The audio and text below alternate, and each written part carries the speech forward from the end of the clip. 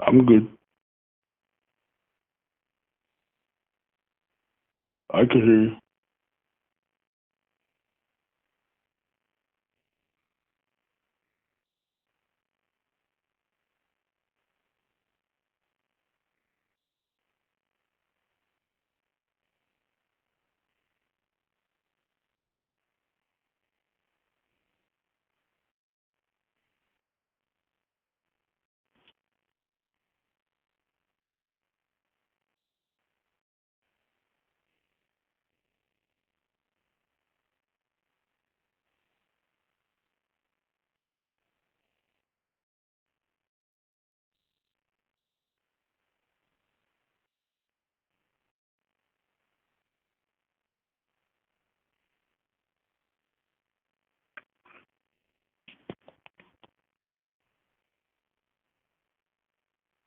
Hello?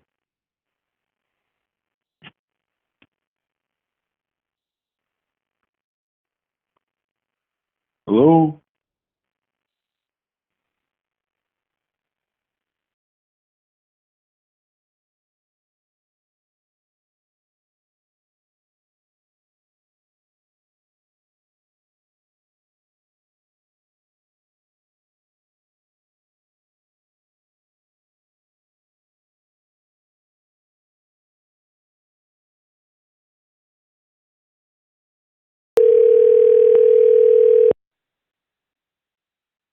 Yeah, buddy.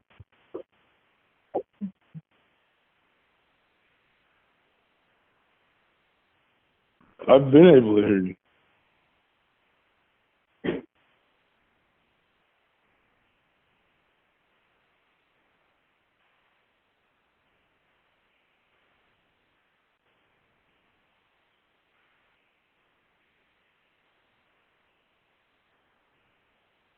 No,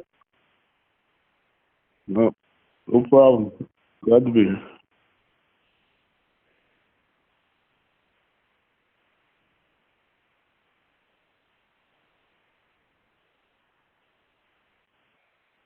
Well, my new horror film's coming out on October 8th through some select theaters, and then October 15th on the streaming services through Indican Pictures. So I'm excited about that. I got a big Grand Pennsylvania premiere at the Angela Theater on October 27th, which is in Coaldale, Pennsylvania, my hometown theater. So we're busy planning that. Excuse me, getting that all set up. So that's rather exciting. And got the military surplus business that is in Hamburg, Pennsylvania. It's called Priority One Surplus. Check me out there, PriorityOneSurplus.com. And just appearances and Comic Cons and all that kind of stuff. Just did the Harrisburg Comic and Pop Con last weekend. Andrew Melius and the crew, always top notch. Had a blast at that. Me and the wife, my lovely wife Carolyn. We had a great time there. So that's pretty much up to speed for the moment.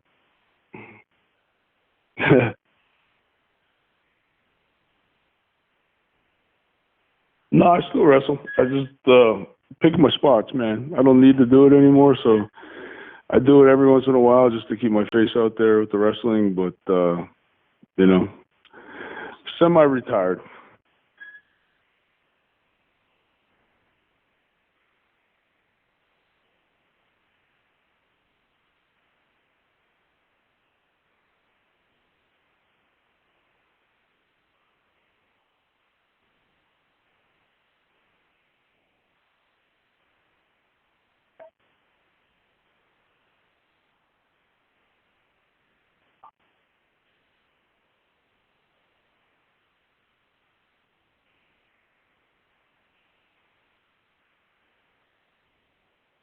Well, from what I was told, it was supposed to be that one event there where I caused the miscarriage, and then they were going to keep me off TV for a little bit and then come back and do something with Glenn, but it had such a great reaction that they actually decided to run with it. So it was kind of cool because the first week, like, I never even really knew what I was doing until like probably 5 o'clock the day of the show.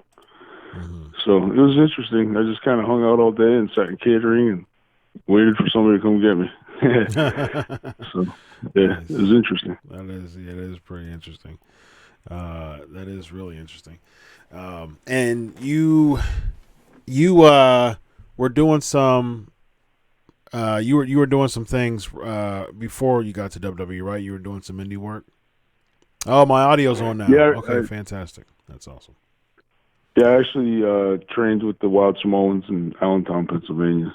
Yes, so, that's what it was. Yeah. That's where I trained at. Still, obviously keep in touch with all the guys. Lloyd, I was in Lloyd's wedding. Sam just had his liver transplant. Love you, Sam. Hope you're doing well out there, my man. Absolutely. And Alpha Jr. and Lance and Pops and Moms and all the crew. Rikishi and Black Pearl out in L.A.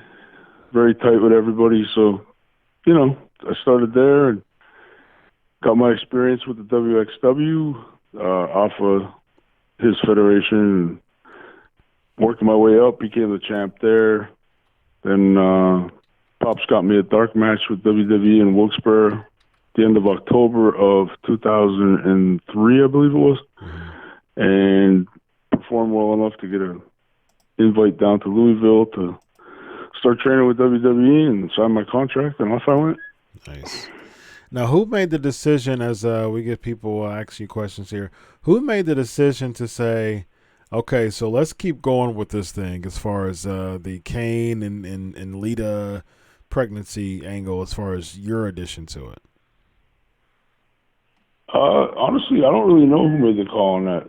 All I remember was I was down at OVW. We were doing drills in the ring, and Tommy Dreamer was there at the time, and doing some drills, and I heard Tommy yelling, to come down to talk to him. I went down. He's like, "Oh, you need to go get your stuff and get on an airplane to Phoenix or somewhere in Arizona." But I was like, "Yeah, okay." Like, I thought he was ribbing me. He said, "So I had to get back in the ring." He said, "No, seriously, you got to get going. Vince just called. You got to move." I'm like, "Oh, okay." So I pulled my best O.J. Simpson imitation and ran through the airport like a lunatic. I was soaked through my clothes.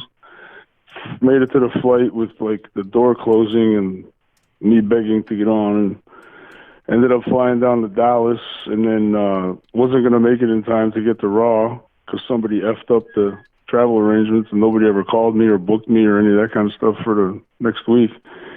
So they flew the corporate jet to Dallas to meet me, and on the private jet I went and flew down to Arizona, and the rest, so to speak, is history.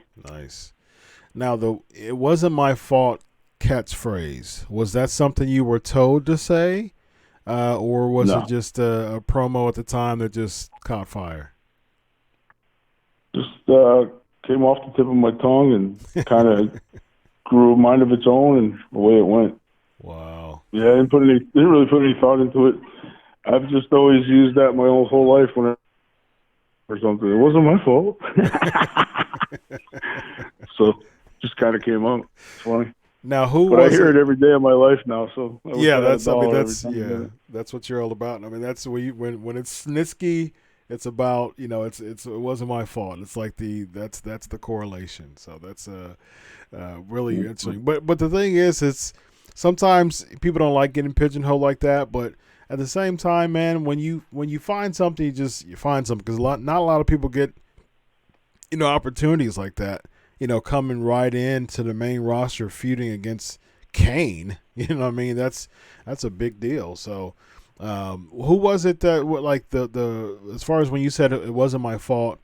Was it Vince? Saying keep that going, or was it like an agent saying keep it going, or how was it that to made it continue? From what I vaguely remember, I think it was Stephanie.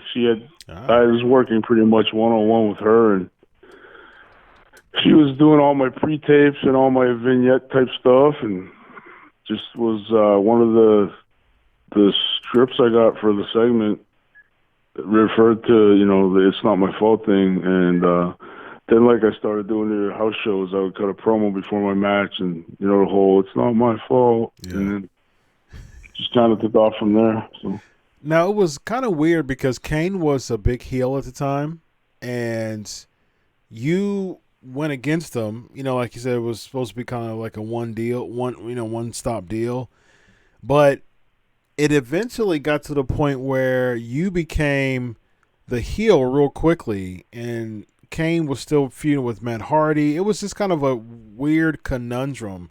Now, what was it? I mean, who made the decision as far as just like keeping you heel? Was there any type of thought process that come with it? Because I know that you were just supposed to do that one thing.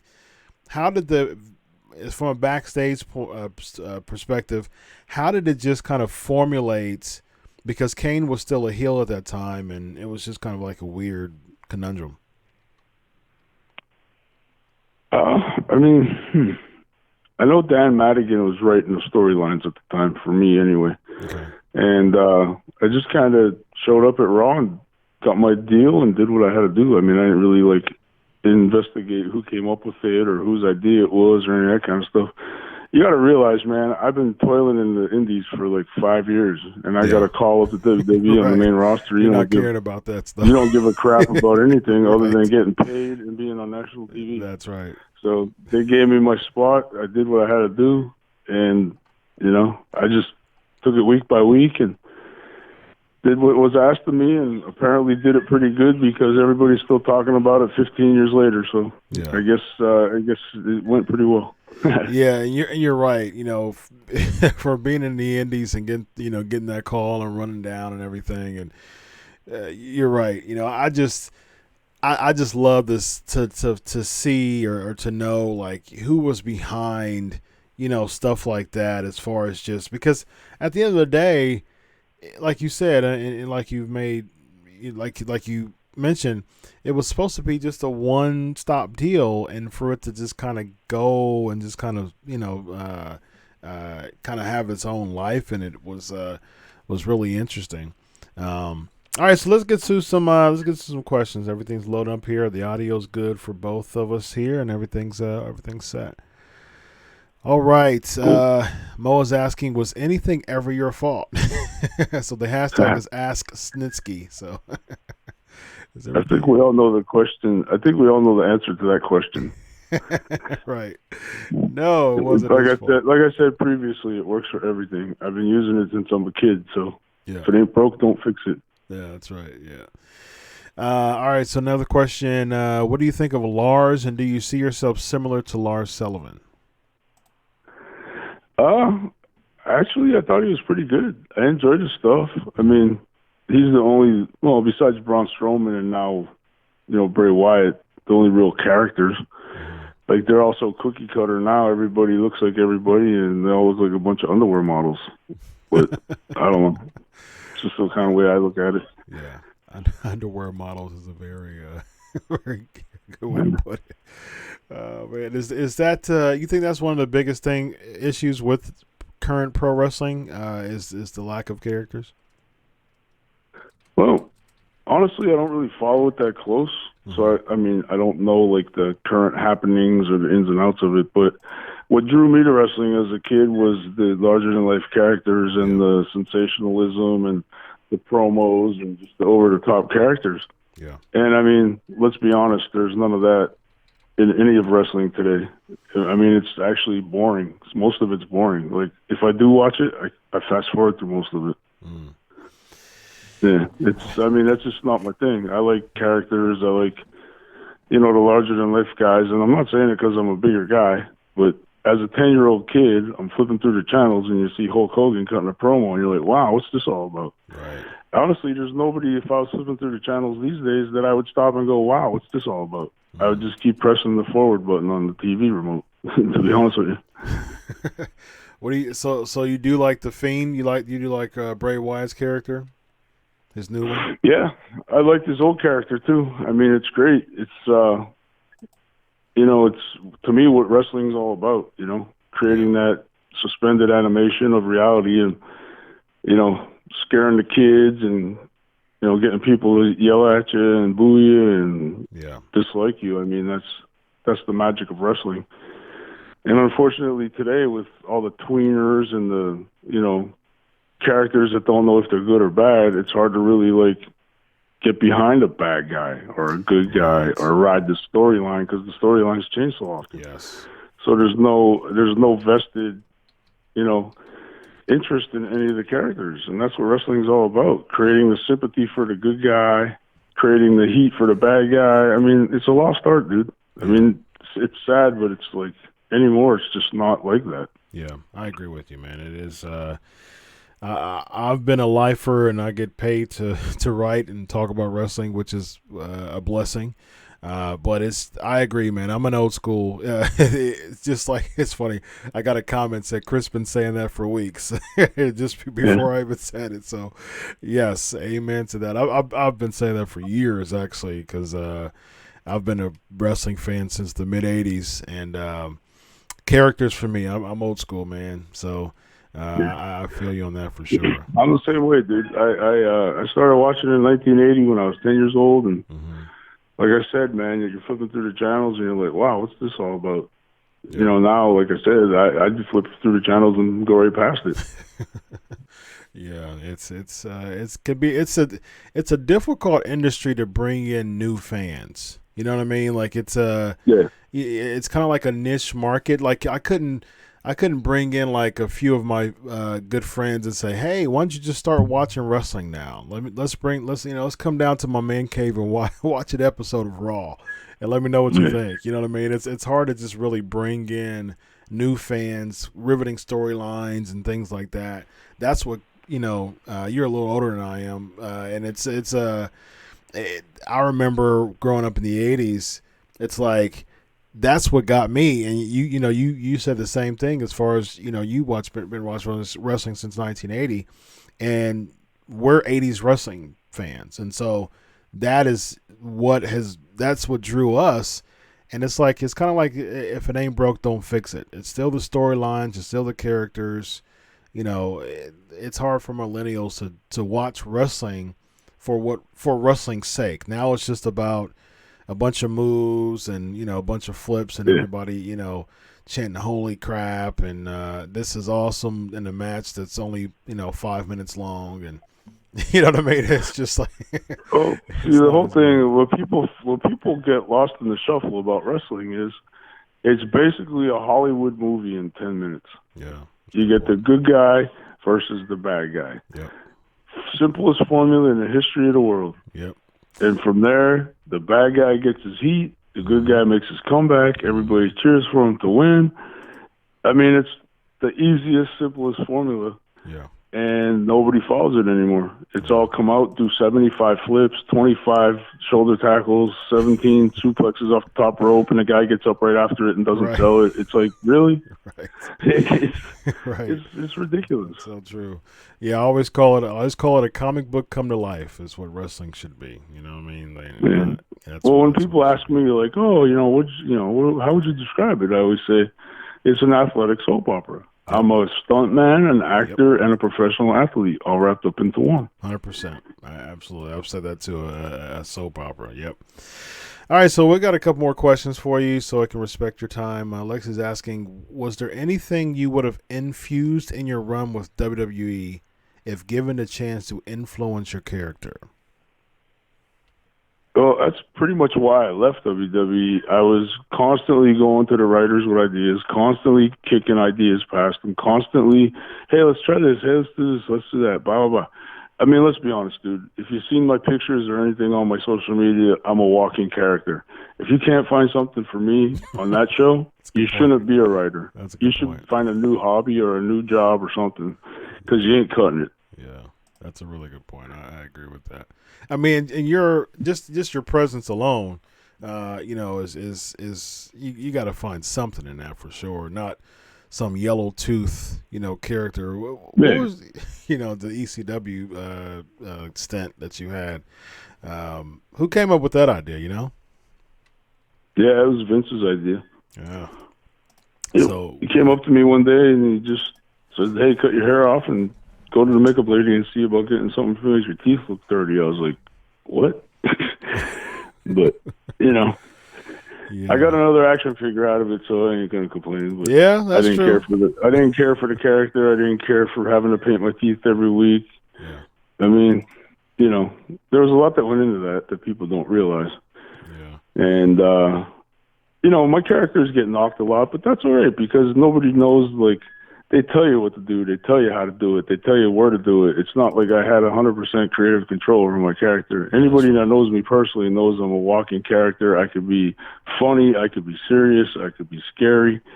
I mean, I could do it all pretty much. But when you're kind of told what to do every day at work, you just kind of want to do what you have to do and make everybody happy and get your paycheck. So that's true. This is how it is. Yeah. Yeah, that's unfortunate because, like you said, you are a walking character, and it would have been easy to make some money from you. Is there anybody that you wanted to feud with other than Cain while you were there? Were there any feuds? Well, they kind of started doing a tag team thing with me and Heidenreich against Cain and Undertaker, but that just kind of fizzled. I don't know why.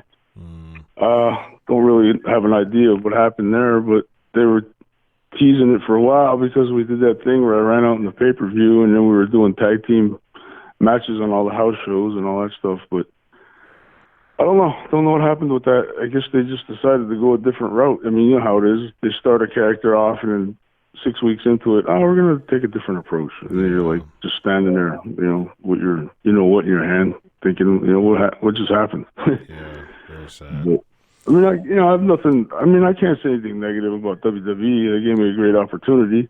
They gave me the ball, and I ran with it. You know, It is what it is. I'm a performer. I'm a professional athlete. I played pro football before I got to WWE. Yeah. I just got inducted into the Pennsylvania Sports Hall of Fame last year. Oh, congratulations. I just co-produced. Thanks. I just co-produced a horror movie, starred in it, did all the stunt coordinating, the fight scenes, and I mean, we won several awards.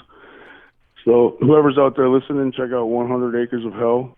It's the best throwback slasher horror movie on a low budget that you're ever going to see.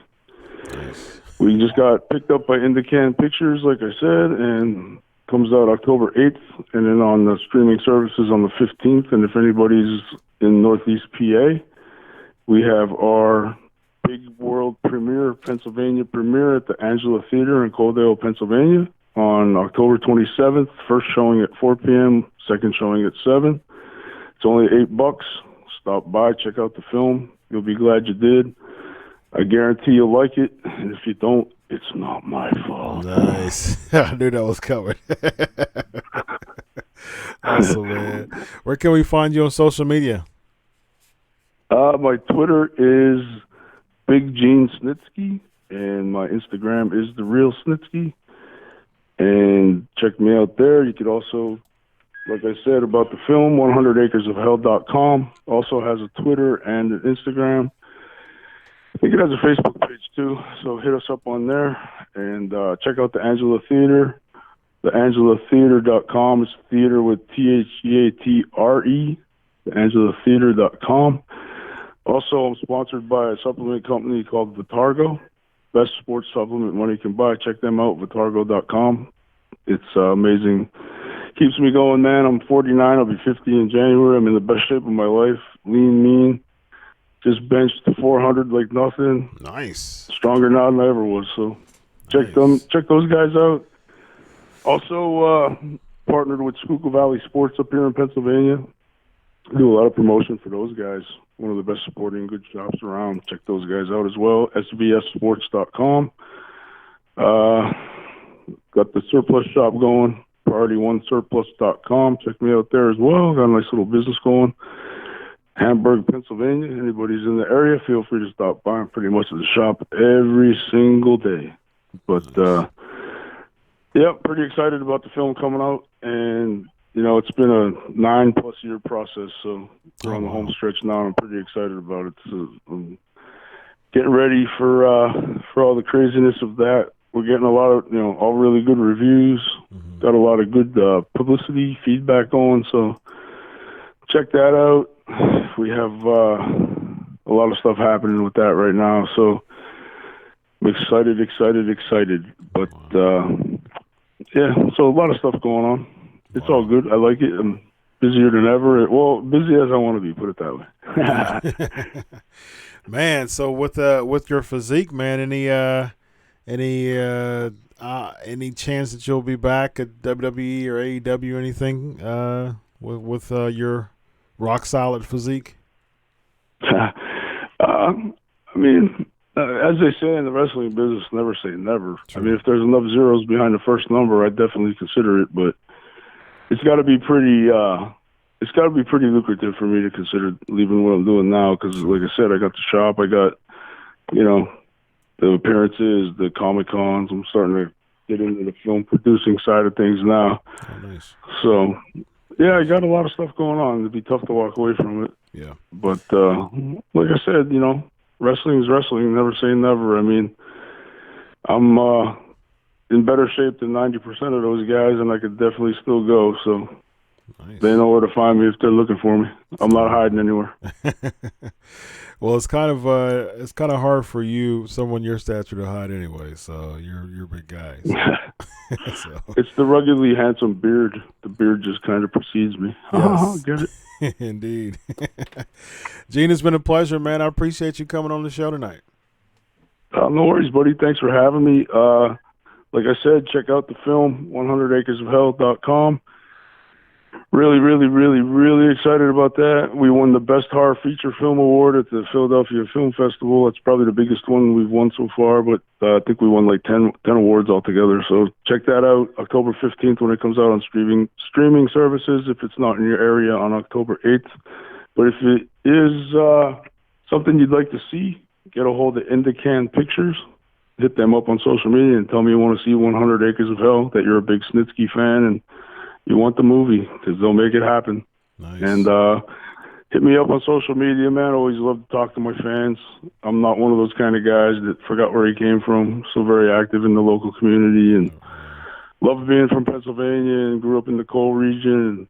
And, played at Panther Valley High School and then at Missouri, and then for the Chargers for a little bit. And I like the area. I like the hardworking nature of the people, and just a cool place to grow up. And super excited that I got the opportunity to do things I did, because I grew up in a town with one stoplight, and nobody would ever listen to me when I would tell them they'd see me in the NFL or on WWE Monday Night Raw, but they were the same people coming to me for autographs afterwards. Ooh, so nice. It was kind of cool. Nice. I love it. That's awesome. Yeah. What part of Pennsylvania do you live at? I live in Orwigsburg right now, but I grew up in Nesquehoning. It's right outside of Jim Thorpe. Southern tip of the Poconos, coal region. Used to go dirt bike ride on all the old coal mining roads and stuff. So it was a cool place to grow up, man. Had a lot of good memories. Have a lot of friends still live there and get together. And one of my buddies lives on a lake over at Lake Hotto, so get over to his place every once in a while. And my wife's super awesome. My wife, Carolyn, she's my workout partner. I got a gym in my basement, so her and I crank it out every day. And just enjoying life, man. I worked my ass off to get where I'm at, and still working my ass off, but loving every minute of it. And, just excited about the future with the film. And like I said, man, just really looking forward to the Pennsylvania premiere and everybody getting to see it and checking out all our hard work. Like I said, it's like almost 10 years in the making, so pretty pumped about that. Finally get it out there. We live state away. I live in Ohio, so nice. Yeah, so I was asking what city that you live. I'm at. closest to Allentown, kind of like between Allentown and Reading. Yeah, it's it says that it's a 6 hour and 44-minute drive, so it's pretty long. Yeah, it's all. But actually, one of my buddies' sons played at Ohio State. You might have heard of him, Ezekiel Elliott. Oh yeah, of course. His dad was a college roommate of mine. We played at Missouri together. It's funny. Oh, nice. Yeah. But I can't cheer for him because I'm a diehard Eagles fan. I can't cheer for the Cowboys. Because he plays for the Cowboys. So. Well, it's cool. Actually, it's cool. I was coached at Missouri by Andy Reid. Andy was my college football coach. So, nice. Being that I'm a diehard Eagles fan, I used to go down to Philly every year and see him and hang out for camp and stuff. But I still go down. I'm buddies with the security, head of security for the Eagles, Don Tasandro. So I go down and hang out with those guys and still kick it a little bit. Vinny Curry's a buddy of mine. We did a celebrity golf tournament together. So we hung out because he's a big wrestling fan. So we hit it off. And Jordan Bellata's from Australia. Australia, I think. He's from over there somewhere, but he's another dude I met that was super cool in the wrestling and stuff. So, gotta love the Eagles, man. Got to see them win their first Super Bowl up in Minneapolis, so I was pretty pumped about that as well. I was there for that game, so. Nice. Well, I'm a Titans fan, so we won't be doing anything anytime soon, it looks like, unfortunately. So, Well, my wife's a huge Steelers fan, so I took her out to see the Steelers-Chiefs preseason game, and got to see some of the guys, so that was pretty fun. That was a good time. Yeah. Well, Gene, it's been a pleasure, man. Hopefully, I'll send you a message and or a text, and maybe I can get some type of media. Maybe they can send me like a link so I can check it out. For Media Pass to check out that movie. So, yeah, definitely. Yeah, cool, Gene. Big Gene Snitsky on Twitter. Go follow him. Go check out the movie, and it's been a pleasure. Thanks for taking your time to chat with us tonight. No worries, buddy. Thanks for having me on, and thanks to all the fans out there that listen and that are Snitsky fans, because without you guys, there'd be no Snitsky or any 100 Acres of Hell or any of that kind of stuff. So I just want to thank you guys for the support over the years, and let's keep it rolling. Keep it rolling. Thanks a lot, man. Have a good night. No worries. Good night. Right. Snitsky. All right, man. Glad that panned out to be pretty good. He was very patient with that. I don't know what in the world happened there. I think there were some issues with Blog Talk, and it kicked out my system, and yeah, it was all types of craziness going on. But I'm glad that you guys can hear me well, and I'm glad that you can hear that you were able to hear him, and we're all set. All right, so we got some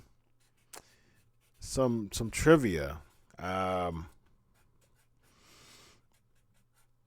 gonna write this here.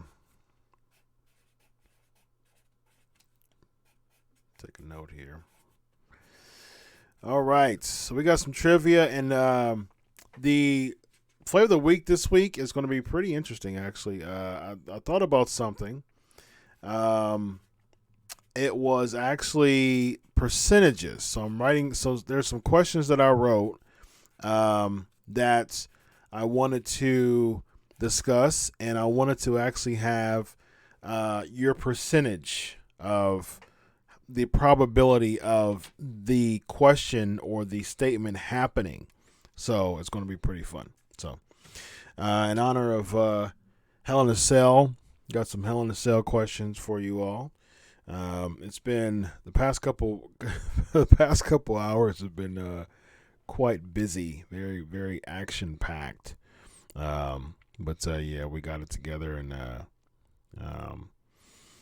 gonna make it work. So, all right, how y'all feeling tonight? How's everything? How's everybody?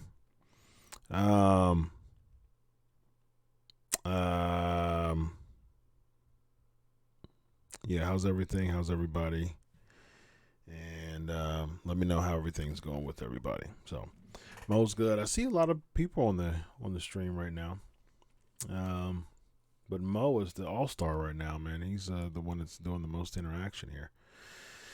All right, so Sports Huddle, all good. Good stuff. All right, so let's jump into this. Let's jump into it here. Trying to get caught up on Impact right now. Okay. That's awesome, Gabriel. Yeah, that's the Tuesdays. Man, it's going to be all types of, like, Monday's Raw, Tuesday's Impact, Wednesday's AEW and NXT. Thursday is NXT UK. Friday is SmackDown. Saturday is ROH, and Sunday is ROH. It depends on, where you live. And, of course, Sunday is the pay-per-views as well. So, very, very interesting week of wrestling. All right, so let's jump into the headlines. Without further ado, ladies and gentlemen, now I feel much more settled than I did before. The only thing is, since I hopped out of Blog Talk Radio, I need to find my playlist for the headlines. So I gotta find that. I gotta find where that went. The playlist for the headlines. I think I found it. Let's see what this is. Headlines. Here we go. Maybe.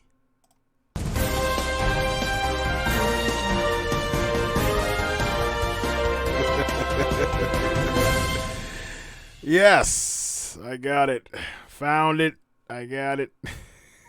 That's it. You're right. Exactly. That's it. Sorry to turn it left, but somber moment here. So Rick Bachner, also known as Big Titan, did some Japan work. Was pretty popular in Japan. Of course, we know him as the fake Razor Ramon. I actually first heard it from my buddy Rod Price, former GWF star. He said that he died of a heart attack. So it wasn't the media stuff that I've seen didn't confirm it. As far as heart attack, but that's what Rod said. I think the Cauliflower Alley Club is one of the first people who publicized it.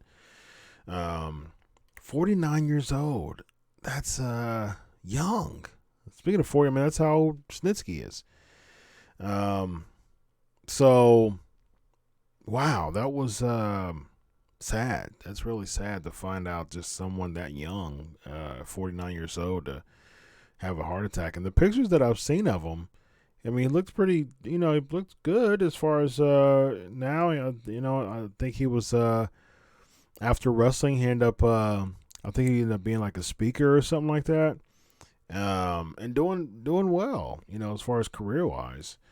But yeah, just got a really short end of the stick as far as Vince. Vince didn't want him to call him anymore, and Vince thought it was more of the characters than the people, which is the reason why he brought in Glenn Jacobs and Rick Bachner, to fulfill the characters, and found out that was not the case. Then dropped the characters. Thankfully, Glenn Jacobs ended up being a, soon to be Hall of Famer with Cain. But unfortunately, Bachner never panned out as far as, of course it's not his fault either. I mean, it was really DOA as far as just where they were, where they put him. He was a fake Razor Ramon. I mean, how in the world do you think that was going to be successful? So, thankfully he went back to Japan, and was able to rebound his character, and just left the pro wrestling business. Let me see his last match. His last match was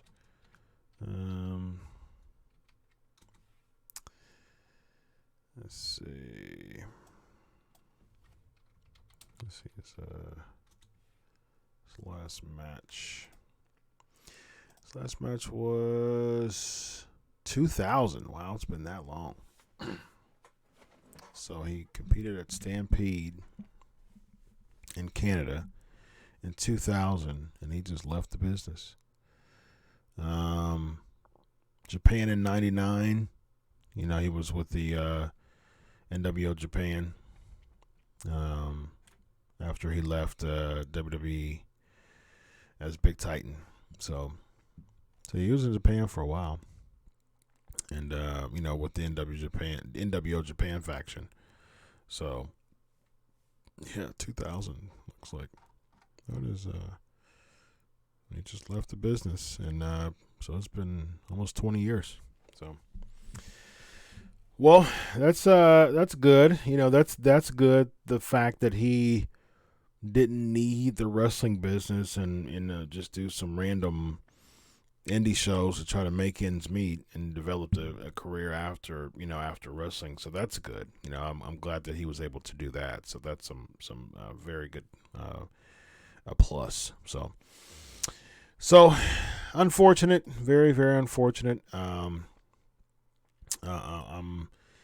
Definitely prayers go out to his family and friends, his loved ones. It's a really, really tough time. Very, very, very tough time. That he's able to, that they're trying to navigate through now. So, very, very tough to experience and go through as his family and friends. And so, my hope, my wish is that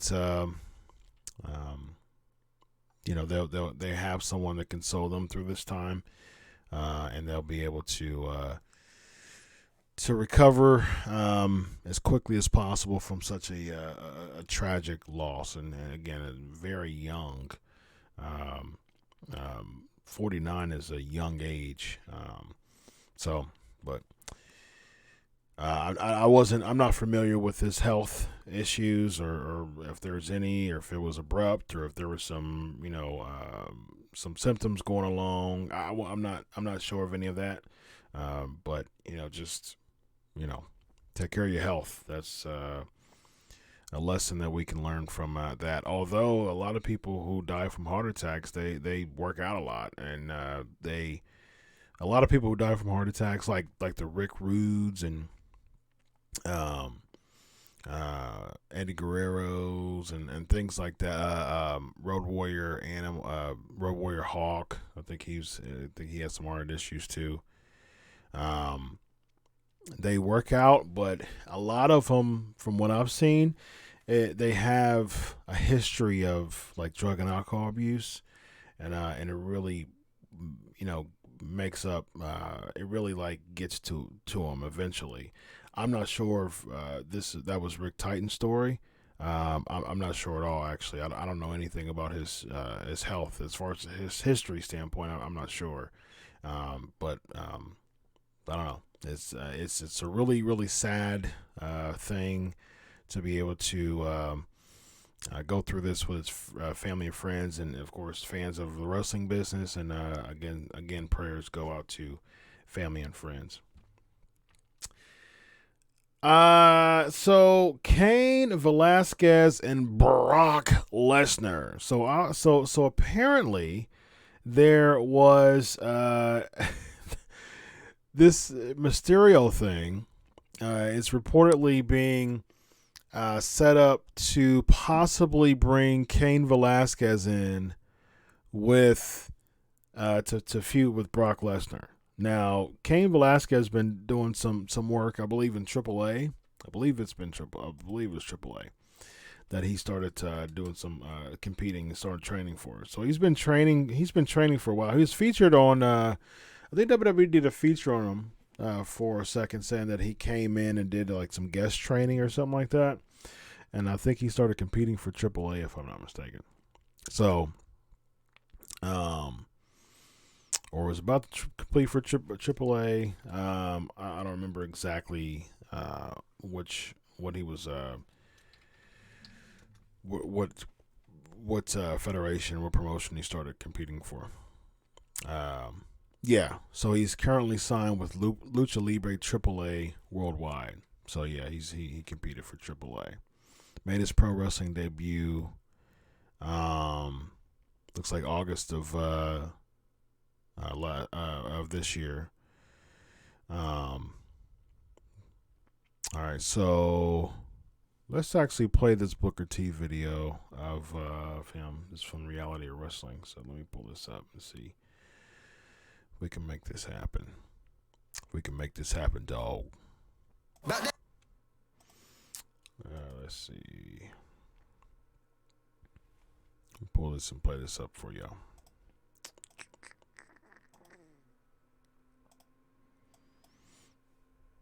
All right, here we go, dog. Actually, that's the wrong. Here we go.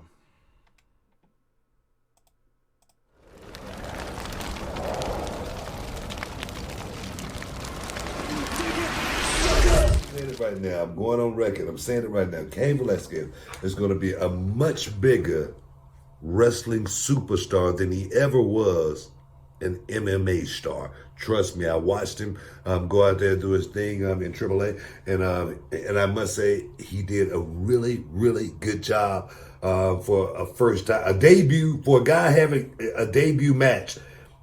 It might have been the best debut match I ever saw a guy ever have, and that's coming from a 5-time champ. Okay. Well, there you go, dog. Put the wrong podcast background on there. Oh, man, it's been all types of fun today. Yeah, so Booker T's Booker T put him over, man. A lot, real big. Saying that was his big deal, big time. See if I can bring this one too. So he's in a mask. I wonder if there's a. Okay, so it was Cody Rhodes, Cain Velasquez, and Psycho Clown against Los Mercenarios and Killer Cross. So he had an interview with ESPN MMA 3 weeks ago of how he became a luchador. That's really cool, man. Behind the scenes with Cain Velasquez at the Lucha Libre event. Really, really cool. UFC Espanol. Let's see. Let's play this one. I don't think it's UFC Espanol. So maybe I can generate it to. Okay. Follow his reality wrestling YouTube channel, but haven't watched the video yet. Yeah, I watched a lot of his videos, Gabriel. A lot of his reality wrestling videos. They're actually really cool. Yeah,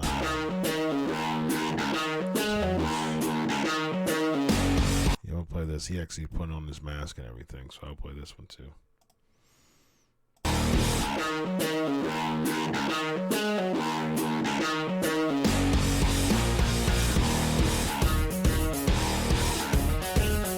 Estoy impactada, la verdad es la primera vez que vengo a un evento así, pues ver a Cain aquí es algo increíble, nunca me imaginé conocerlo así tan cerca.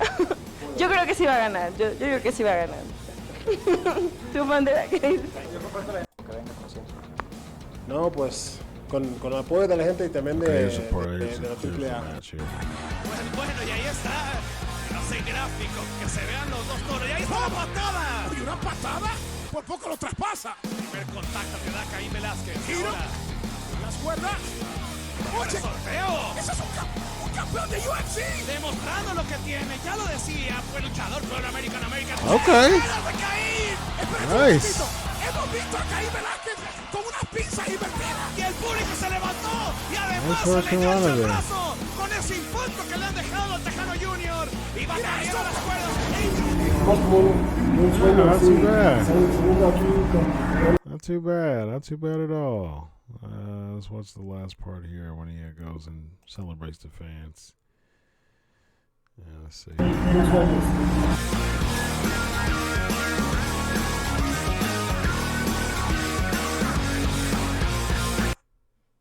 Nice. That's actually pretty cool, man.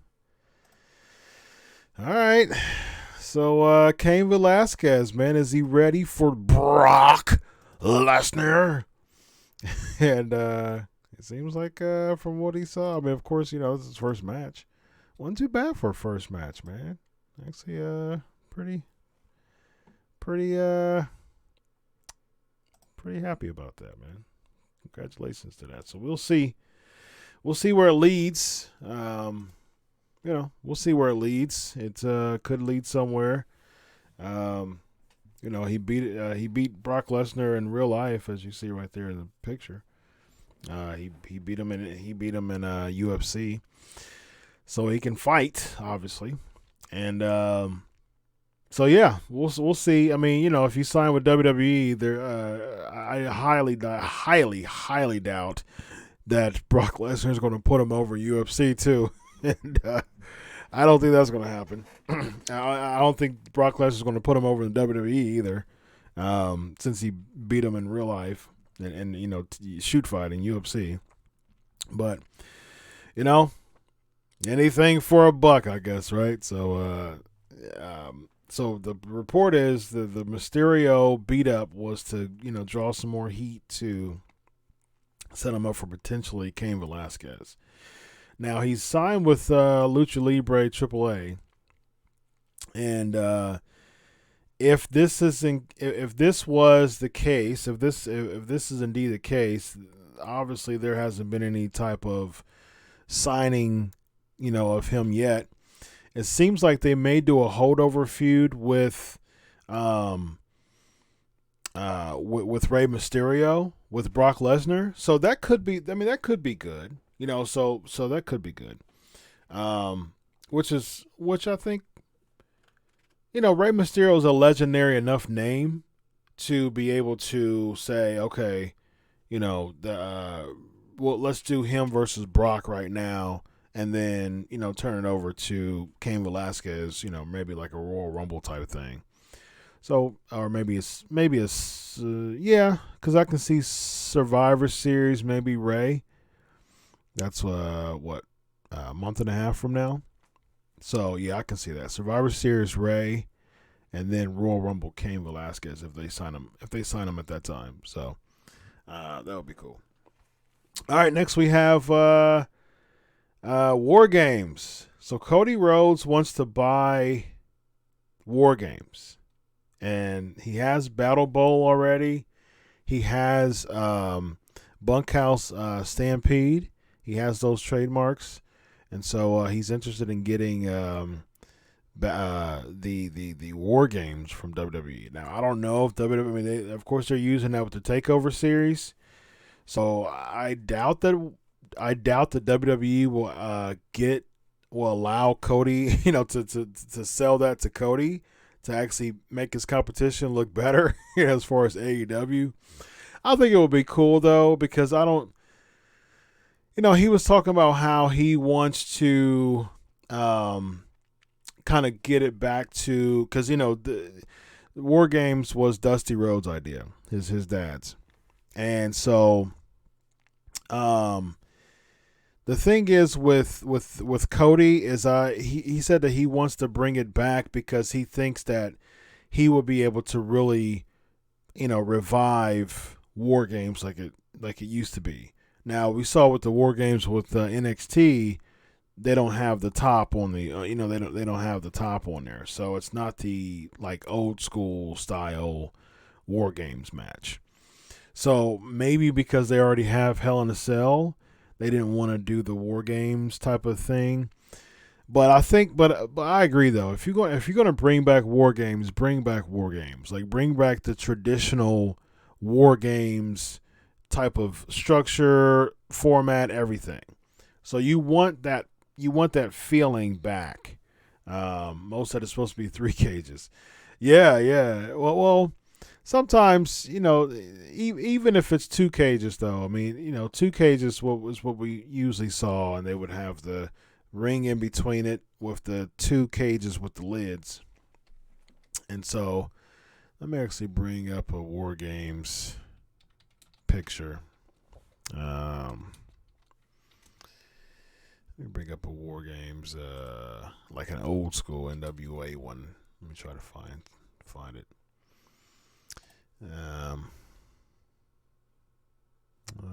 Here it is, right here. See, this is right here. It's old school, right here. This is old school. We'll bring this up here.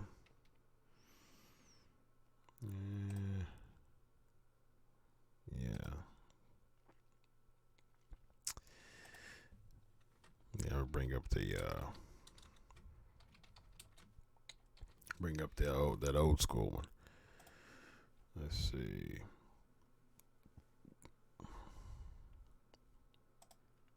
All right, here we go. That's the old school one right there. Old school War Games. Let me enlarge this. Let me zoom. There we go. That's what I'm talking about. That's the old school one right there. All right. Old school right here. That's what the War Games match looks like right there. With the 2 cages. There were 2 rings with the lids on the top. That's what old school War Games looks like right there. So that's what he wants back, which I totally agree with him. You want to bring back that old school feel to it, and that's what we want. So that's what I want at least, and I'm with him on that too. So that one, Mo, that was like a rarity. That was like the 3-team one wasn't that good. It just wasn't a good. That was one of the worst ones. Actually, as far as the 3-team one, I wasn't a fan of that. Just, I mean, the 3-team one that they had with NXT was good. What we see there, where they had AOP and Roddy against Undisputed Era against Sanity. That was actually a really good match, actually. But we went old school. We want the old school feel. So, all right. So last headline is John Morrison. I think we might got one more headline. We may. No, this is the last headline. John Morrison. So there's reports that he is coming back. He's signed, but he put up an interesting tweet. So now here's the thing: you can't take this seriously, of course, because you can't disclose if you sign with WWE. So he put something up pretty interesting regarding that. I don't know if he might have took it away. Let me try to find it. Let's see.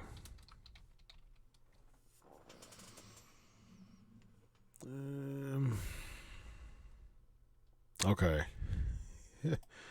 So he says, PW Insider reported it, and he said, thanks for the heads up, PW Insider. Please let me know when I'm signed with AEW or ROH. This was September 27th. So, you can't take that like seriously, because if he signed, with it, if he signed with WWE, he would do something like he would just kind of say something like that, just kind of create some type of red herring. So if he did sign with WWE, that would be a denial. You know what I mean? So, but we'll see. Here's my take on it. I've been talking about this a lot over the past few days. He does not need to come back to the main roster. I mean, Raw or SmackDown. He needs to go to NXT. He would be perfect for NXT. One of the biggest reasons, and I've had Morrison on the show before. I've talked to him a bunch. And I think with Morrison, he needs to go to NXT. He would be such a perfect person for NXT. I can see, to me, Morrison versus Adam Cole is absolute money. Morrison versus Roderick Strong for a North American Championship. Money. And he would fit right into the NXT fold. 100% perfection. If he goes back to the main roster, he'll be, to me, he'll it's a lateral move. Like, he'll get right back to the same position that he was, being a mid-card guy. The best thing he got was the ECW championship. He stays in the mid-card. He doesn't make the main event, doesn't become world champ, of course. So it's hard for me to really think about him actually being a huge impression on the main roster. He's already been Intercontinental champ. So it's like you're signing me to put me in the same exact position as I was when I left 8 years ago. And that's what I can see that's why I see John Morrison. I mean, just not the best career, not the best on the mic. I love the Morrison slow entrance charisma type thing. But it's one of those things that he'll be right in the same spot as he was before, and it's like, why come back if you're going to be in the exact same spot? I mean, you became world champ, and I think when I interviewed him around WrestleMania last year, 2018. I think it was 2018 last year when I interviewed Morrison. He was champ in AAA, Lucha Underground, and AAA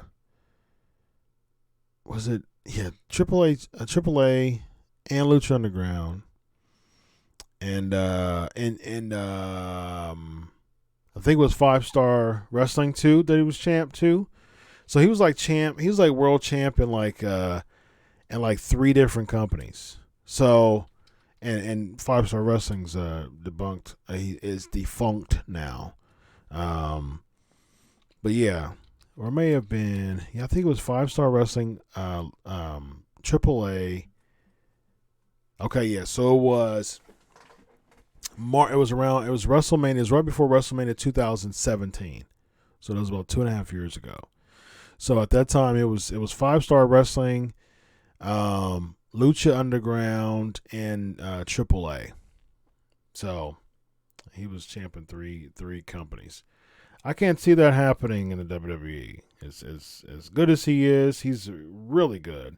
Plus, he's like 39. He's pushing 40 years old. So the AIDS factor isn't as big as it used to be. Lashley's over 40, AJ's over 40, Rude's over 40, Ziggler's almost 40, Sheamus is over 40. I think he is 40, about to turn 41 or something like that.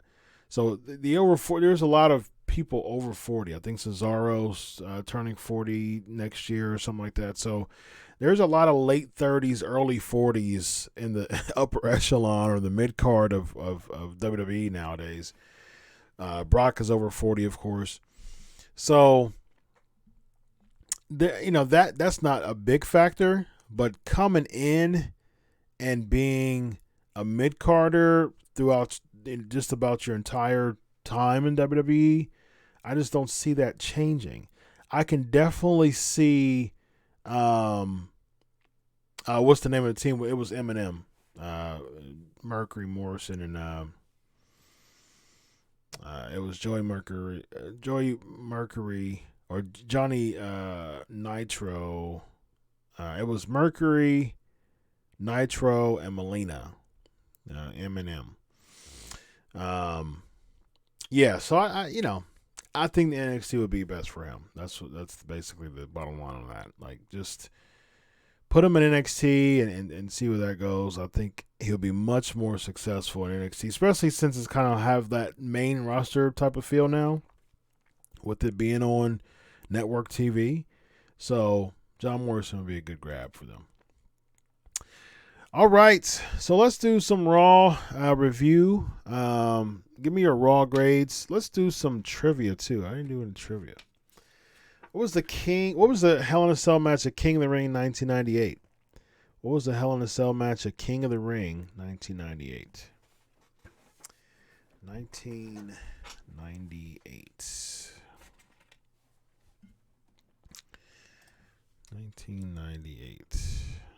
Hell in a Cell match. Hell in a Cell. Be sure to hit that like button. Yeah. Be sure to hit that like button, guys. Let's appreciate you all having some fun. Let's continue to have tons of fun. All right. What we got? Hell in a Cell match, 1998. What was that match? Yep. You got it. You got it, Mo. Mankind and The Undertaker. Next trivia question. What was the Hell in a Cell match at WrestleMania 15? What was the Hell in a Cell match at WrestleMania 15? All right, what was your Raw grades? Raw, Mo tweeted me, man, and say that I'm the biggest critic. Yeah, I am a big critic of WWE television. He liked Raw. I did not. It was just okay to me. It was just okay. It was like a C minus. I gave it a C minus. Like let me explain to you why Raw was A minus. I give it a C minus. I'm explaining to you why Raw was C minus. Yes, C minus, absolutely. The Mysterio thing with Brock Lesnar, that was actually Tammy says C bad. Yeah, Sports Huddle liked Raw into the Lashley segment. Yeah, we're going to talk about that. That brought it all the way down for me. A minus. Yeah, C minus for me. All right, so I like the Gabriel says B minus. All right, Gabriel's in the middle. Rey Mysterio thing, that part was good. That was good getting heat for Brock Lesnar. Because again, I totally agree with what I say this all the time. What Snitsky was talking about. I actually liked the beginning of Raw because it gave Lesnar a lot of heat because you need to have that type of heat, man. No matter what people say, developing a good face and a good heel is the way to go. And it bothers me to no end when all these tweeners and people in the middle and all that crap, man. Form and develop faces and heels. We need to get back to that. And I think this made Lesnar look like the most villainous person in professional wrestling today. That was really, really, really good. Sasha Banks and Alexa Bliss, that was okay. I mean, you're trying to get rack up wins on Sasha, but yeah, I mean, I'm checked out with Sasha. They haven't done a good job with developing her character at all. Robert Roode and Dolph Ziggler beating Heavy Machinery. Okay. Yeah, I mean, I like Otis. I like Heavy Machinery. But, I mean, they became a comedy team. Team Hogan and Team Flair. Yeah, Sasha was good when she returned, but now I don't know what she's doing. Yeah, exactly. Like they just really kind of stopped her momentum. Team Hogan and Team Flair. I was cool with this in a way. I mean, I like the Crown Jewel events. I'm an old school fan, so I like when they bring back the kind of like the old school feel to it, kind of like a big marquee feel to it. So this was okay. I mean, people chanting one more match for Hogan versus Flair. Come on now. Yeah, I agree, Tammy. Like 4 weeks straight of OC losing to Viking Raiders and Cedric losing to AJ again, just in the feud. I agree. No, that's not taking over for Survivor Series. It's like 3 weeks before. So yeah, I like this just because it has two big names, Hogan and Flair, and it's funny that Flair's like threatening to sue WWE, but he's on Raw like within weeks. So really interesting. Unless they settled something out of court or Flair just need a quick buck, I'm not quite sure about that, but I found that very interesting. Yeah, but they were talking about one more match. That was just ridiculous. Who wants to really see one more match with the 65-year-old Hogan and a 70-year-old Flair? Come on now. Hogan said he can't wrestle a day in his life. He can't drop the leg anymore. Well, he's 66, actually. Just turned 66, Hogan did. 66-year-old Hogan and a 70-year-old Flair. Like, come on now. That's 136 years of between two people in a ring, and I don't want to see it. So, I doubt that Flair could take a bump. Hogan talks about how much, how many surgeries he had on his back and things like that. He can't take a bump anymore. So, But I do see Flair try. I do see Hogan. I do see Hogan giving Flair a punch at Crown Jewel, and Flair just kind of doing this flip. Not flipping, but just kind of erratically taking a bump and landing landing in a way that's not that they really didn't feel much. He just kind of becomes erratic. Tammy's asking, ask Chris what I think of the new Raw commentary. I think Vic did good. Actually, I like him. I liked him with NXT UK. I think he fits just fine. I like Lawler, man. I guess it's the tradition. I guess it's the old school in me. I like Lawler being on there. He actually, it's funny. Last time he was on there, I actually tweeted. I tweeted something. I mentioned it on the show of what I tweeted. He actually retweeted my tweet, which I thought was pretty cool. So I like how I liked how they put him back on there. So I'm cool with that. And they brought he has that star value on there. I'm cool with it. Dio on the other hand. He sounds so much like Byron Saxton, which is like not good because you sounded just like Byron Saxton. Yes, he was Brendan Williams from NXT. Yeah, and so he didn't have a really successful wrestling career. Had a decent football career. I think came from football. And then not very good NXT career, so they brought him over to be a commentator. So I think he's got potential. I mean, he's green. You know what I mean? He has been doing this for a while. It really surprised me that they put Dio on the number one show of WWE. That really, really surprised me when they did that. He needed some more reps in NXT. And, he wasn't even on the NXT, panel. It was Morrow, Renee Young, and Nigel McGuinness, which I think that he could have. I think Percy was really good, man. I think Percy was probably one of the most improved color commentators of the past couple of years before he left. Oh man, Gabriel said he saw him at an NXT show and everyone was chanting Lenny Kravitz. Oh yikes. Yeah. So that was really interesting. You read somewhere, Tammy says read somewhere that Heyman likes Dio. Yeah, but at the same time, if he likes him, I mean, give him some reps, man. Give him some reps on NXT.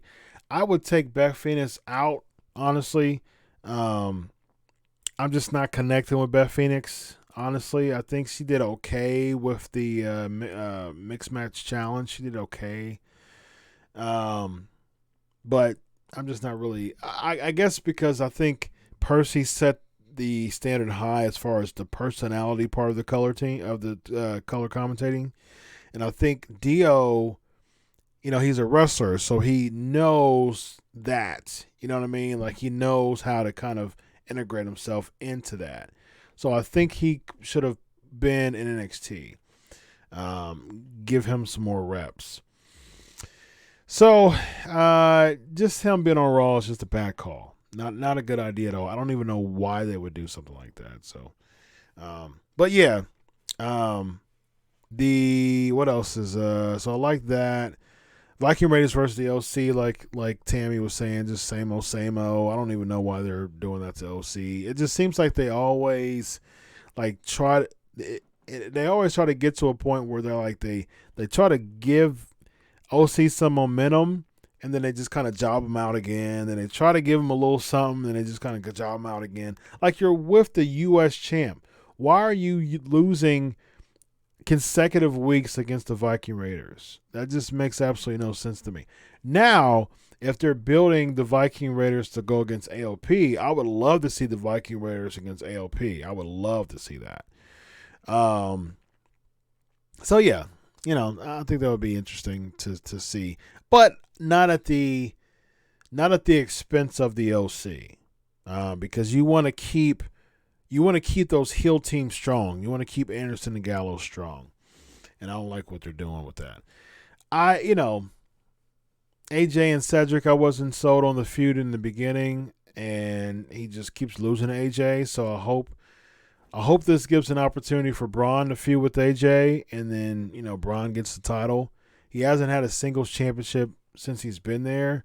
They've booked him terribly for the world title picture, so hopefully this is the time. I'm just not feeling Lacey Evans. I'm disconnected with her completely. And Ricochet and Cesaro, we've seen that ad nauseum. That was just a pointless match that led to nowhere. And I'm not with Lacey at all. I wasn't like when she competed at the Royal Rumble. That to me was just like, the Women's Royal Rumble. That was a bad deal. And then thrusting her so fast into the main event picture, I think that was a bad call too. Now they're trying to give her some reps, but it seems like they did it backwards, and it just kind of makes it worse because you're not like you've already reached the pinnacle. Like you've reached the top point. You've reached like the pinnacle of where you want to be, and you lost. And now you fell back down trying to get back up to where you already were.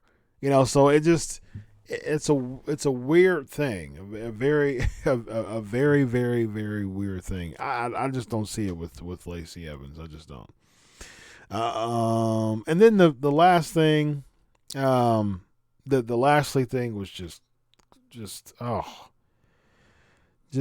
terrible, man. Just absolutely terrible. First of all, what a terrible way to bring back Bobby Lashley.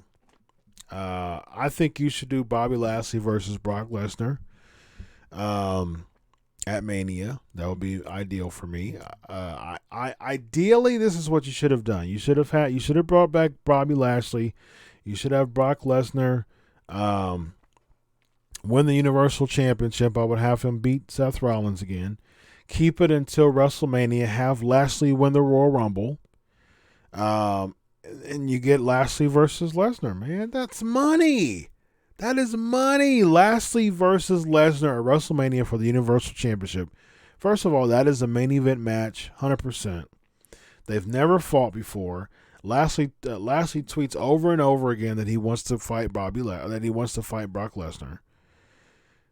But why would you not capitalize on that? So instead, you have people know that Rusev is married to Lana, and you actually had Lana come back with Lashley. Who's gonna care about a Lashley versus Rusev feud? Where is this leading? It's leading to nothing. This is just terrible. And you couldn't pay me any amount of money in the world for my wife to be all up in someone's mouth like that. That was just absolutely terrible, man. And Rusev was just looking at it it just. I understand a stage kiss, and I wouldn't even, I wouldn't even be cool with that. But I understand a stage kiss, but come on now.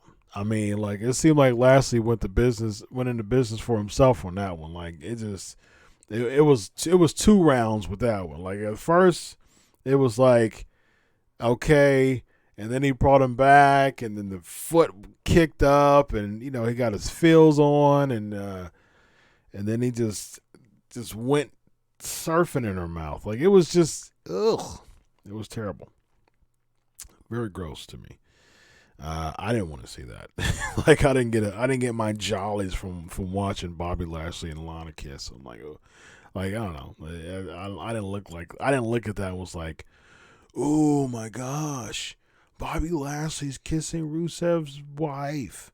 Like, the build, like, make up your mind, WWE. Do you want to be like wrestling heavy, or do you actually want to build storylines? And you have this, me and Lana's having problems.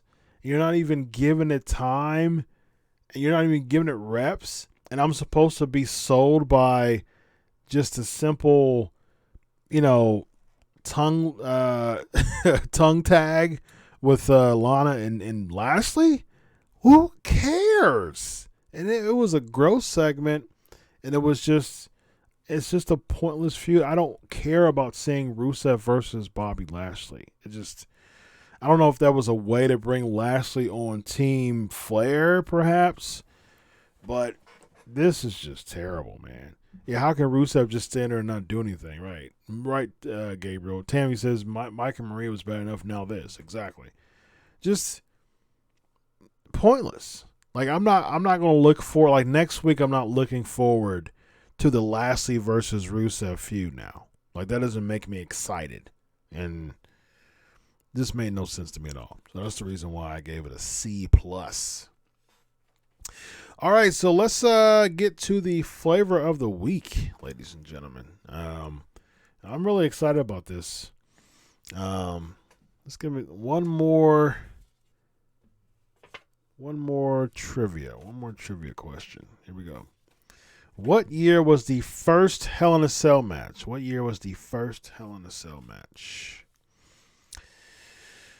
right, let's get some flavor of the week going on. Let me find my playlist. Here we go.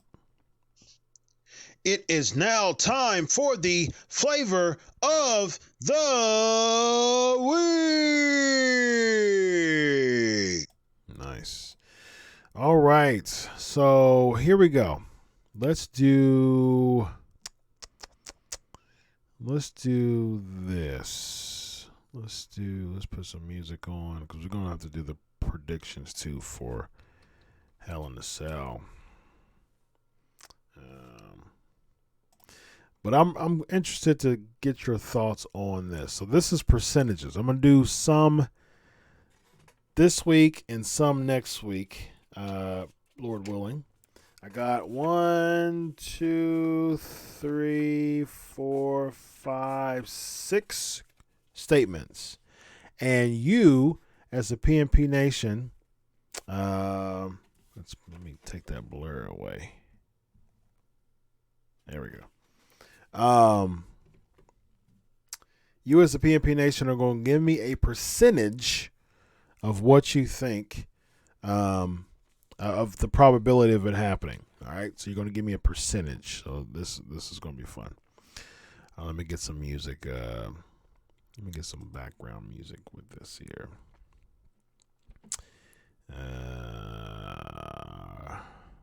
Here we go. Let's use this one here. All right, cool. Bring this down a little bit. All right, so here we go. 1997 was the first. It wasn't Taker and Hart. It was Undertaker and Shawn Michaels. All right. No, it wasn't SummerSlam. It was Bad Blood. Yeah, Bad Blood. All right, here we go. First percentage. Percentage of AEW will beat Raw in ratings by WrestleMania 36. The percentage that AEW will beat Raw in ratings by WrestleMania 36. So the beginning of April, which is 6 months from now. So within 6 months, Raw with AEW beat Raw in ratings. Most has 5%.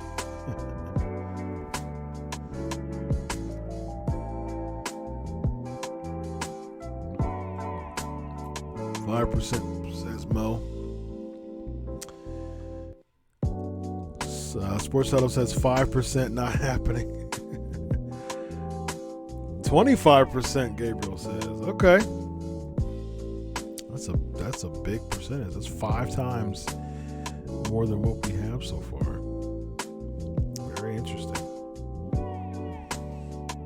I should put 1% Mo says.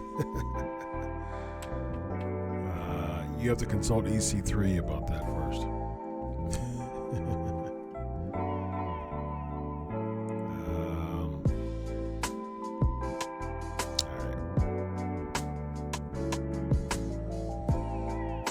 Yeah, still low. Yeah, I agree. All right, next one. The percentage that Drew McIntyre will be WWE or Universal Champion by SummerSlam 2020.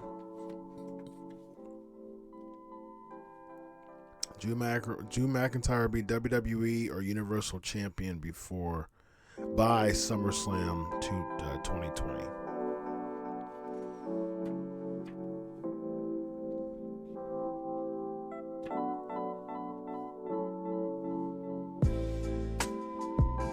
Okay. 85% Mo says. Gabriel says 50%.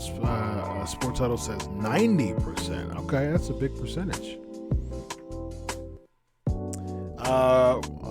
Okay, so my answer for AEW beat Raw in ratings by WrestleMania 36. So that's 6 months from now. I'll give it about 12% chance.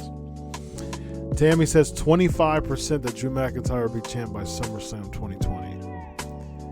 So within the next roughly 10 months, Tammy doesn't think it's going to happen. Tammy's not confident in WWE's booking of Drew McIntyre. I am not either. I think he should have been champ.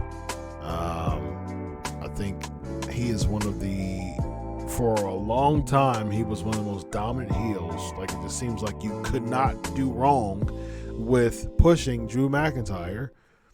And then WWE somehow found a way to mess that up. I just don't understand. It just seems like some of these things you just have to be like, some of those things you just, unless you intentionally do it, like, it seems like you have to try to do it for it to happen. Like, it just seems like it was at a point where Drew McIntyre, it was impossible for him to lose momentum, and he just lost momentum. He just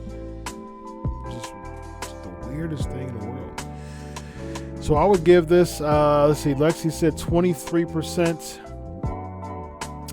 Should have happened by now, Tammy says.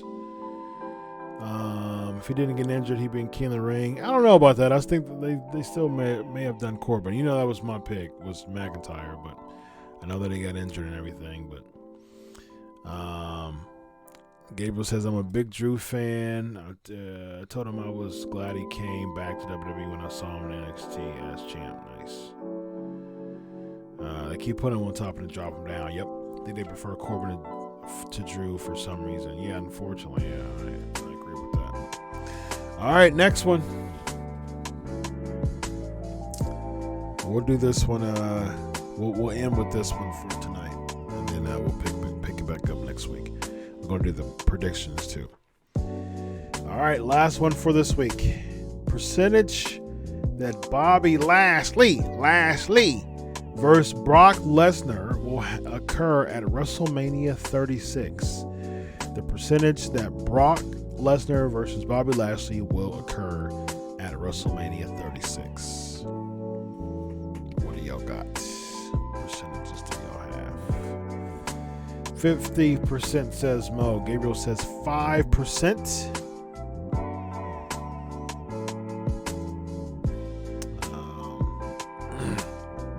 0.5% says Tammy. 25% for Mo. Sports Title says 2%, sadly. Yeah, I think sadly is the operative word there. Lexi says, I think his multiple injuries have made VKM sour on him. Yeah, unfortunately, I can see that too. I can see that. Very unfortunate. Very, very unfortunate. Negative 50%. Yeah, I would give this more. I would say like a 2. Yeah, I would say like a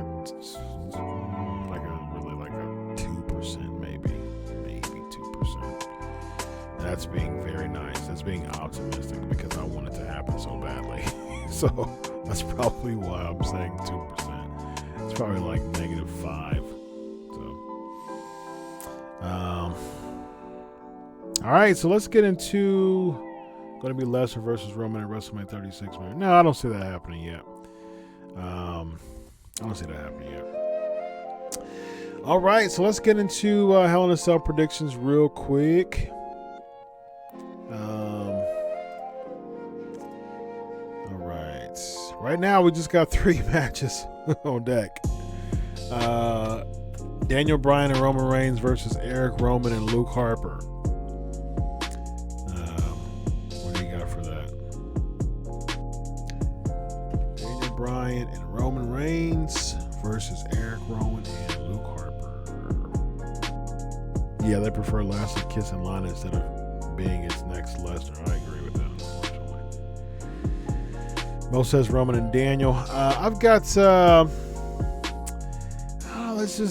I can see that happening, but there's just something about this feud that still makes me think that that Daniel Bryan's turning heel. There's something to it. They may have Daniel Bryan and Roman Reigns win, and then after the match, Daniel Bryan turn, but I'm not sold yet that Daniel Bryan's going to be a babyface.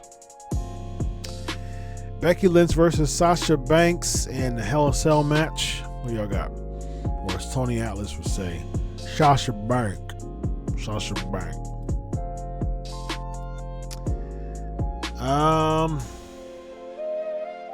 I think Lynch is going to keep this one. Yeah, I think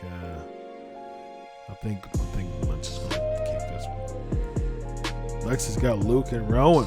Luke Harper and Eric Rowan for the tag match. Sports House got Sasha. Gabriel's got Sasha. Becky heading to SmackDown. Yeah, that'll probably be the only reason why. Yeah. I don't know, man. Till Ronda come back, Mo says. I can see that. Yeah, I just thought there's still. I mean, Becky Lynch has not looked very strong in this feud at all.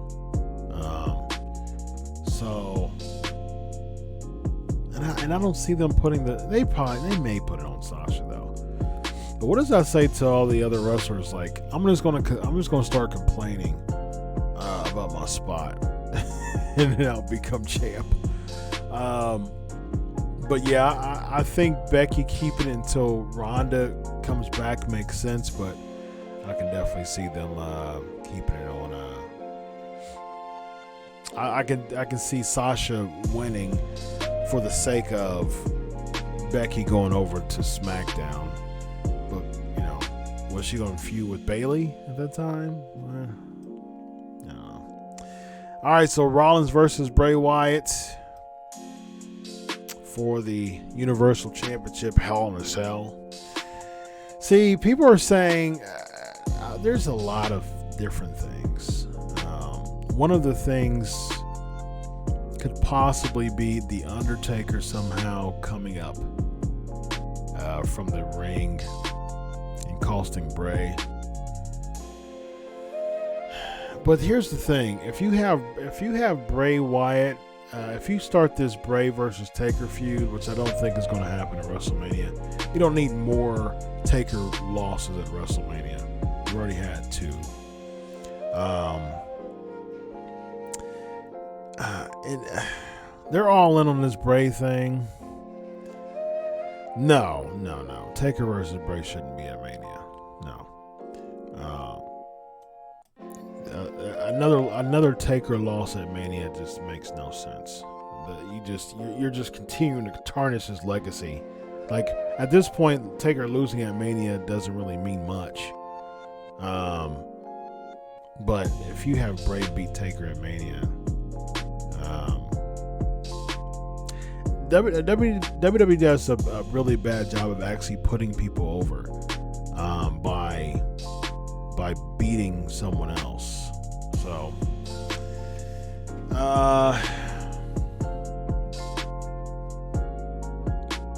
yeah, the only thing, Gabriel, how you have a DQ? Like, if it was a regular match, I would have said Rollins by DQ, but it's actually being marketed as a Hell in a Cell match. So,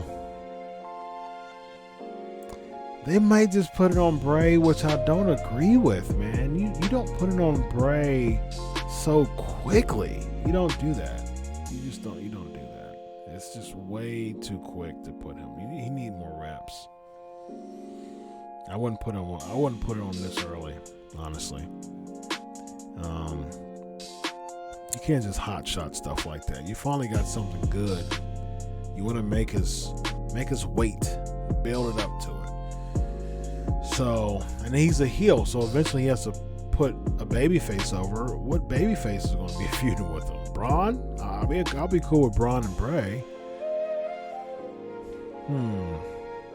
So if you do have Bray win, that can... See, I'd be cool with Braun and Bray at Mania, actually. I'd be cool with Braun and Bray at Mania. So if you have Bray win, for the sake of making Braun...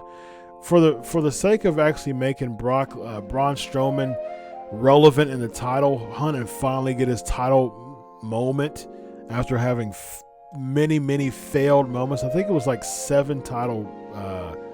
in the past couple years, he had like 7 failed title opportunities.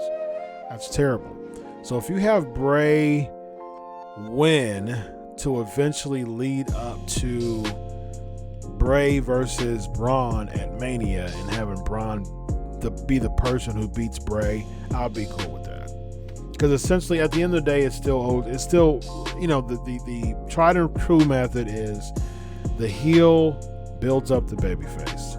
So for that sake, for that reason, if you have Bray keep the title for 6 months, have Braun be the person who beats him at Mania. If that happens, I'll be fine. I still think it's too early for Bray. Still give him some reps. I would have Bray win at Royal Rumble to maybe Braun win the Royal Rumble. You can do it that way. But now just right after his Fiend character, giving him the title, not a good idea. So, all right, Hell in a Cell is this Sunday.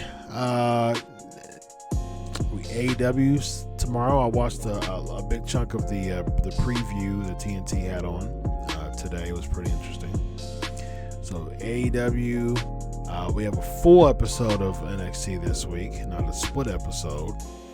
And SmackDown is on Friday. So, ladies and gentlemen, it's been fantastic. On behalf of Gene Snitsky, go follow him at Big Gene Snitsky. 392 episodes in the books. Until next week, enjoy your week of wrestling. God bless, and always remember, I do it for you. God bless everybody. Have a good night. Bye-bye.